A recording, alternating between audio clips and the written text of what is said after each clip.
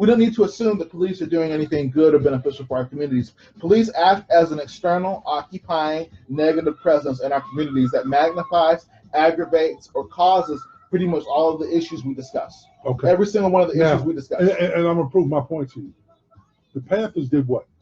They followed police. They patrol their own neighborhoods. They minimize the police presence, and then they change the laws. Okay, but there's another part to that too. FBI, which actually acts as a law enforcement mechanism, that COINTELPRO to actually destroy the Panthers inside a decade. So here again, we have a circumstance where the amount of deference given to police. I'm not giving deference. I'm not saying you are, but I'm saying that. But see, we don't have people that are willing. We don't have people that are willing to carry their gun. We don't have people that are willing to step up and defend their community. We don't have enough people that are willing to do what needs to be done. The police aren't doing that. So we don't have to defend. We can replace. We don't have to. We really don't. I'm not. We really don't. The police are not doing. Again, that's marketing. It's where the idea that law enforcement actually acts as law enforcement, or that law enforcement is a good thing, is marketing from racist, white supremacist, fascists, and their arms in the I know that this country was founded by criminals. I know that this country was built by criminals and murderers. I know this. It's a system that was set up in the beginning to exclude us, to make it okay to kill us. It was set up. The system is not broken. Yeah, there's only two choices. We can't fix this system. The system we can't fix it. You know what? It needs to be. It needs to be taken down and redone. This is actually one of those examples where the inventiveness of some people in the movement, in the civil rights movement, can be considered. They agreed with the assumption that the system could not be fixed, but they also understood that the system could be disempowered. One of the things SNCC did with the Freedom Rides is they understood that the state's automatic response to freedom rides was to actually put all the freedom riders in prison. So you know what they did? They filled those prisons. They filled them to capacity to minimize the possibility of them being incarcerated. So here's a position that my comments are coming from.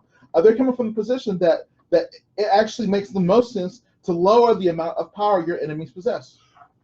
I just said we got to step up and whether it's defending your community or, like you said, overfilling up, whatever it is, you need to be able to step up. The benefit of disempowerment is a benefit on its own. So that's our problem. We are assuming that the police are doing something good and irreplaceable. We're assuming that they constitute an element that can't be replicated or that requires replication. But I'm saying that when you disempower your enemies, when you make it harder for them to operate, you are actually doing something beneficial for your community, Herschel. You don't require something in place to disempower your enemies. You should want to disempower them, period. The Panthers, which were brought down by law enforcement. Okay, but again, Fred Jackson was killed in his home by cops. Right.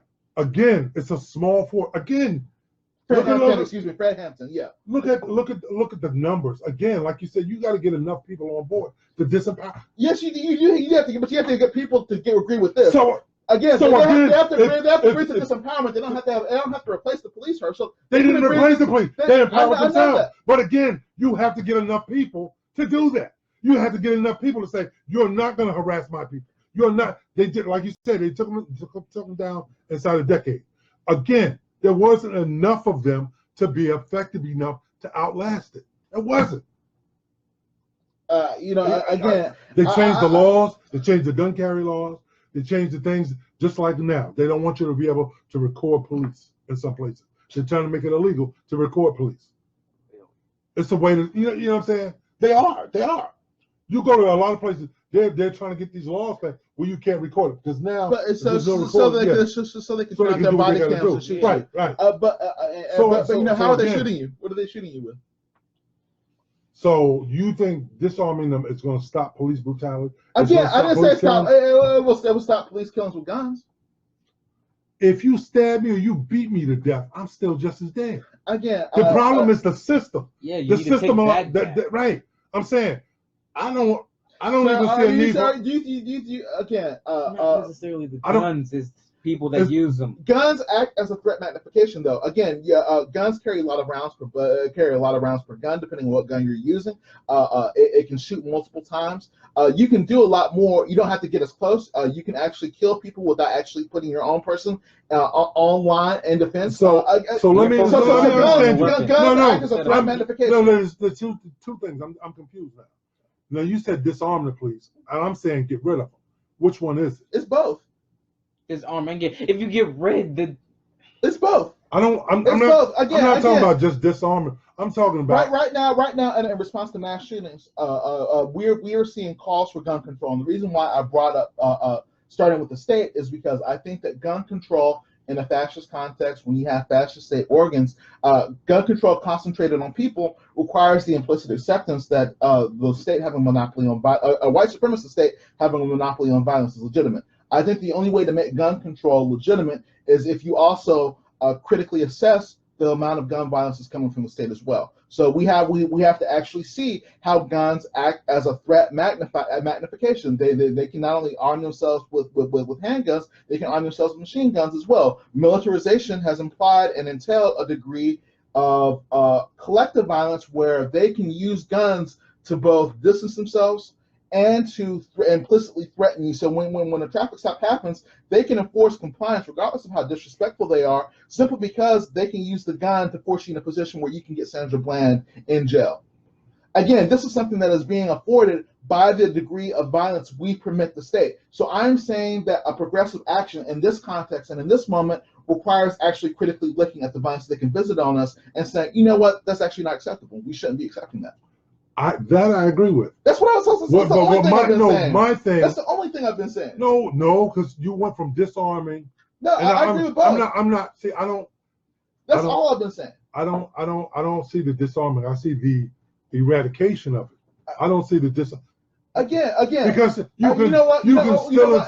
you're still a state agent. If you're still a state agent, you still can inflict the same violence on my community. You still have the levers of the courts. Do. You absolutely do. There's no accountability because up in New York,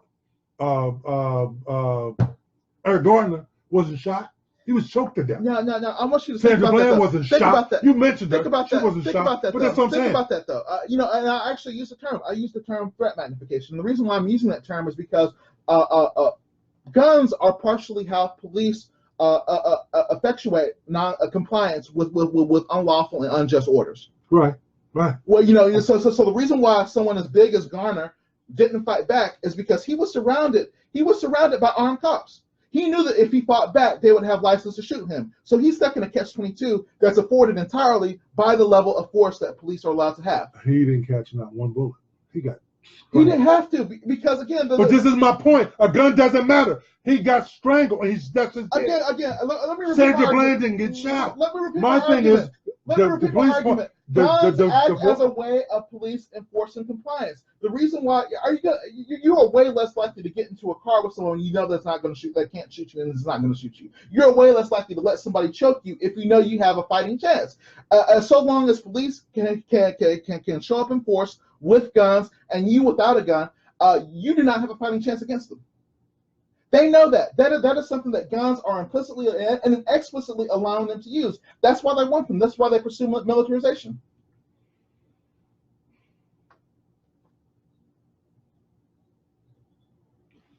Antoine, I hear you. And like I said, my argument is not, like I said, I can police my own, I can protect my own. That's what my argument is for. Because whether it's a gun or anything else, they still have the levers of the state. It's just like you said with the Freedom Rider, they call them the National Guard. So even if they were unarmed, how hard would it be to mobilize the National Guard and do the same thing and roll in with tanks and soldiers with machine guns? They've done it before. It's trivially easy, but it's trivially easy. But so again, whether they're armed or unarmed, they still have the National Guard is armed. the police force, Antoine. No, I'm saying even if the police. I'm not specifically using the term threat magnification. I think you agree with this that the police possession of arms and use of arms acts as a way of enforcing compliance for unlawful and unjust laws. And what I'm saying to you is, even if they were unarmed, the threat is still there because they would call for. Again, threat magnification. I'm not saying the threat isn't there. I'm saying the threat is minimized. How's it minimized if you still have the military behind? I said minimized, not eradicated. The governor is the only one that can cause a national emergency. They're not going to do that based off a traffic stop, Herschel. They'll do that based off of collective violence like Ferguson, but they're not going to do that based off of a traffic stop. I'm talking about something that will actually have material room to actually change the level of bargaining power and the level of compliance. Because one of the reasons why police know they can talk disrespectful to anybody is because they know they can shoot you with that at leisure. We know that, and they know that. Right. We know that, and they know that. Again, I think that we need to look. The long game is their eradication. There is no mistake and no lie about that. But the short game is to actually make sure that police, people who are abusing the power that they use against you, and who are in a structural position to abuse that power, have weaker tools and lesser tools to actually do that with. We have to start the ground up. Again, I'm making. It sounds like a radical argument because nobody's talking about it, but it's actually an incremental step. I'm actually saying that the American police forces can apply by the same standards that police all across the Western world do, Herschel. And again, I know what you're going to say. I know you're going to say that America is uniquely violent, but it's actually not uniquely violent. Canada, one of the countries you mentioned before, it's always interesting that we frame Canada the way it is, but Canada is a settler state in the same way that America is. They actually committed genocide against First Nations people in Canada. Not just through arms, but also through reservations, through the reservation system, which still exists to this day, and which still have a degree of force that's visited on them. So, even in a country like Canada, the difference between Canada and America isn't the level of violence that was required for its founding. It's actually the presence of a strong, visible contingent of minorities there. They genocided their minorities. We're still here, Herschel. There's still 38 million of us. Well, it's more. About 40 million actually. But the problem is that the most violent white projects are going to be unfinished settler projects, and by that I mean projects where the minorities that they use to displace land and for labor. Those the most violent populations are going to be the ones that still have that population still in place. We're still here, Herschel. Right. Just like indigenous people are still here. And so us still being here means that instruments like the NRA, there's a need for ethnic population control, both in the minds of the settler population, that's the white public, but also in the minds of the settler state, which is the state that we have. And so long as ethnic population controls the goal, they want whatever is most effective for that function, whether it be the police itself, which is armed, or their AR-15s. And that's the reason why we have them. So, I think the equivalent is actually something like South Africa. It's actually something like Israel, something where a settlement is happening, but that the population you're trying to displace is still present and still capable of resistance. We need to be doing whatever is possible to make that resistance as unlikely and as difficult as we can. That I agree with. Again, that's why I'm saying. That's why we need our. Now, if you're going to disarm them, so me as a citizen, I'm asking, what's your plan? So no one will be able to own a gun. I'm asking. There are two ways to do this. I would accept, whenever I hear gun control, my response to the state is you first. So no. I'm just saying no. I'm saying give me your layout. I will accept twofold. I will accept either the direct disarmament of police in general, with citizens really still being armed, or I would accept citizens being unarmed along with the police, but the police have to come first. So, but I would actually prefer the arrangement where only the state is unarmed.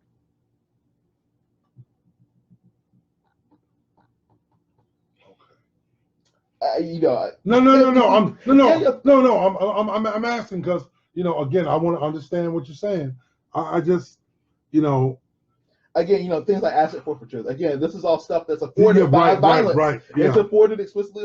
You think you let a bunch of people with batons take your house, Herschel, if you can help it, if you have something that can help it. People that don't, and that's why. But again, that's why I'm asking you. Yeah. That's why I'm asking you. Right. would I be disarmed as well? Yeah. My preference is actually is actually to just apply that standard to the state. Okay. The state, and there's actually both a practical and an ethical argument. The state should have a higher bar for violence than a normal person. Part of that problem, and you're right, because here's my problem. There are rules of engagement For the in the military, yes. and having been militarily trained, you can't just discharge your weapon, even in wartime. You have to be engaged. And there's such a low threshold for someone that works in the civilian population. It's unbelievable. Well, again, that's because there's their job description for the public, and there's their actual job description, and them having a low rules of engagement. That's their actual job description. There are no rules of engagement. Yeah, exactly. There are none. Exactly. Are none. Exactly. So again, if there are no rules of engagement, there's no reason for us to agree to the level of violence that we've allowed to them. I'm not. No, I'm Antoine. I just, I'm trying to choose because you know how I feel. Yeah. So I'm just. See, this is actually a vehicle for those feelings. Yeah. Everybody, we need to take these conversations to the logical conclusion. We are half-stepping. Right. We have to be very deliberate. We have to be deliberate, yes, but we're half-stepping. We keep foregrounding the critique, but we're not actually applying that critique in a way that challenges the state. You need to start challenging the state. I agree.